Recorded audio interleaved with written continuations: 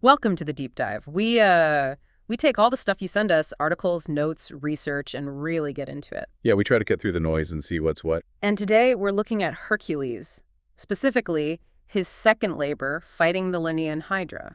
That's right. We've got material connecting this ancient myth to, well, all sorts of things. Freemasonry, tarot, even astrology. So our mission really is to unpack the layers, see how this old story about a monster fight speaks to bigger ideas like struggle, transformation. And, importantly, asking for help.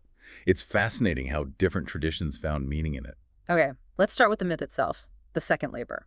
Hercules has to defeat this thing, the Lernaean Hydra. Yep, living in the swamps of Lerna, described as this multi-headed, serpent-like creature, a real menace. And the core problem, the sources all agree, wasn't just that it had many heads. No, the real kicker was regeneration. You cut off a head. And one or even two grow back instantly. Nightmare scenario. Plus, often there's mention of one head being immortal. You couldn't just chop your way through it. Exactly. Brute force. Not the answer here. Hercules learned that fast. Which is where his nephew, Iolaus, steps in. This is key. Absolutely. They worked out a strategy. Hercules does the cutting. And Iolaus is right behind him with the torch. Cauterizing the stump. Burning it immediately so the heads couldn't grow back. Clever, really. Teamwork. So with that system, they finally manage it. Hercules deals with all the regenerating heads. And then the immortal one. He cuts it off and buries it under a huge rock, supposedly. Yeah. Takes it out commissioned permanently. But wait, there's more. Hera, who always had it in for Hercules. Oh yeah, she couldn't resist interfering. She sends in backup for the Hydra. The giant crab, Carcinus. Right. Tries to distract Hercules, pinch his feet or something. But Hercules Yeah. barely notices. Just crushes it. End of crab. Poor crab.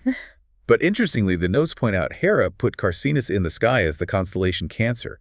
A sort of consolation prize, I guess. One last detail from the myth before we get into symbolism, the weapon. Ah, yes. The golden sword. Described specifically as an emblem of warfare, not really practical otherwise. That feels significant. It really does. And it ties nicely into the symbolism. So the Hydra itself at the most basic level. It represents problems that just won't quit, like vices or personal flaws. Exactly. That feeling when you try to fix one thing, you try to stop one bad habit. And suddenly two more pop up, or the original one comes back even stronger. It's that multiplying, persistent nature of our own shortcomings. And some sources get really specific. The Masonic interpretations you flagged are fascinating here. Yeah, they map the heads to planets and specific vices. Let's see. The moon is gluttony, Mercury is fraud, Venus is sensuality. Sun is megalomania, Mars audacity, Jupiter avarice, Saturn falsehood. Right. And the eighth head, the immortal one, often linked to the universe itself. It's a whole framework. It's incredibly detailed. Does the material explain why, say, Saturn is falsehood in this context? Not in deep astrological detail in these notes, no. It seems more about the principle, connecting these internal flaws to broader, maybe even cosmic, patterns or energies. It suggests these vices aren't just random personal failings. Okay, so the vices are complex, interconnected, they regenerate. Which brings us back to Iolaus and the torch. If the Hydra heads are vices, Then you need something more than just hacking away at them. Iolaus symbolizes the divine, help from outside yourself. precisely, divine aid, higher truth, spiritual insight represented by that cauterizing fire or light.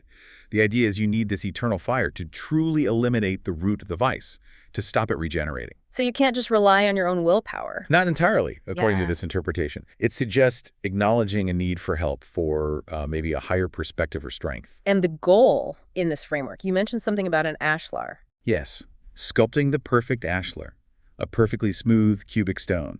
Symbolically, the perfected self. Often described with 8 points and 12 lines, referencing maybe the vices overcome, and perhaps zodiacal or other structural elements.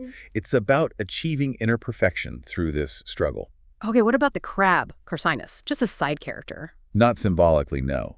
The sources link its nature, retreating into its shell with introspection, looking inward. Ah, so defeating the crab isn't just swatting a pest. It's about engaging in that self-reflection first. You need the strength or virtue that comes from introspection before you can properly tackle the Hydra's vices. Look inward before you fight outward, essentially. That makes sense. Understand the enemy within. And the golden sword. Gold often symbolizes the sun, the divine, purity, spiritual illumination. The idea here is that these deep-seated vices, these passions, need to be truly defeated, not just suppressed. And that ultimate defeat requires using this divine weapon, invoking that higher aid we talked about with Iolaus. Exactly. It reinforces the theme. Personal strength plus divine assistance equals victory over ingrained flaws. This theme of needing external or higher aid connects to the other systems too, right? Like astrology. Yes, the link to Cancer, the Crab's constellation, is interesting. It appears on the keystone of the Royal Arch in some Masonic traditions. The keystone being pretty important. Foundational, symbolizing completion, the central point holding things together. Placing Cancer there, which is linked to the summer solstice. When the sun is highest, at its peak strength. Right. The symbolism, as interpreted in the notes, is powerful. When you most need help, when you're facing your biggest Hydra, the divine, symbolized by the sun at its zenith, is also at its strongest, available to assist. Wow, okay. So it ties the introspection of the crab, Cancer, to the timing of needing and receiving that divine aid. It's all interwoven. And there's another connection in the sources. The winding stairs. Which represent a journey of learning, right? Ascent. Generally, yes. And this labor, the Hydra fight, is linked specifically to the second step of the second set of stairs. And that step symbolizes the awakening of sight. Not just physical vision, but deeper perception, insight, understanding. So as you're doing this inner work, the introspection, battling the vices, your ability to perceive, to truly see yourself in the world is also developing. You're engaging more senses, gaining deeper self-awareness. It's part of the transformation. The notes also mention an architectural order linked to this stage. Doric, known for being strong, simple, foundational. But it's also where architecture starts to show hints of adornment, of complexity beyond just function. So like the inner journey, building on a solid base, but starting to add nuance, detail, a richer understanding. Precisely. It mirrors that stage of development. Okay, let's switch gears slightly. Tarot, the Eight of Wands. How does that connect? It feels quite different. It is different, yeah. It's not about regeneration. The connection drawn in the material is more about speed, multiplicity, suddenness. The Eight of Wands image is those staffs flying through the air, right? Signifying rapid movement, quick developments, things happening fast. Exactly. Swift action, maybe messages arriving quickly, progress, but also maybe things feeling a bit chaotic or overwhelming because they're happening so fast. Forward momentum is key. So how does that relate to the Hydra? Well, the Hydra is about the nature of the problem, persistent, regenerating. The Eight of Wands, in this interpretation, speaks to the pace at which challenges, including the steps in your inner transformation, might arrive. Ah, I see. So it's not just one big, slow struggle. The journey itself can be fast-paced, with multiple things demanding attention quickly. Kind of like navigating a winding river, as one source puts it. The challenges and turns come at you rapidly. The Hydra might be the recurring obstacle, but the Eight of Wands describes the dynamic experience of dealing with it and everything else life throws at you during that process. That adds another dimension. It's not just the monster, it's the whole turbulent journey. Right. So let's try and bring all these threads, the myth, Freemasonry, astrology, tarot, together. What's the big picture? It seems the second labor is this incredibly rich allegory for our own inner battles. The Hydra isn't just a monster, it's, us. Our flaws, our vices, the things that keep tripping us up. And the core message, echoed everywhere, is that just gritting your teeth and charging into this probably won't work long term. Those heads just grow back. You need more. You need strategy like Hercules and Iolaus. You need that introspection like the crab retreating into its shell. And you likely need help. Whether you see that as divine intervention, spiritual insight, or even just support from others, the idea is you can't always do it alone against these deep-rooted, regenerating issues. And the journey itself, connecting to the winding stairs and the Eight of Wands, involves waking up your perception, seeing things differently. And being ready for things to move quickly, for challenges to arise suddenly, demanding adaptability. It really makes you think about your own life, doesn't it?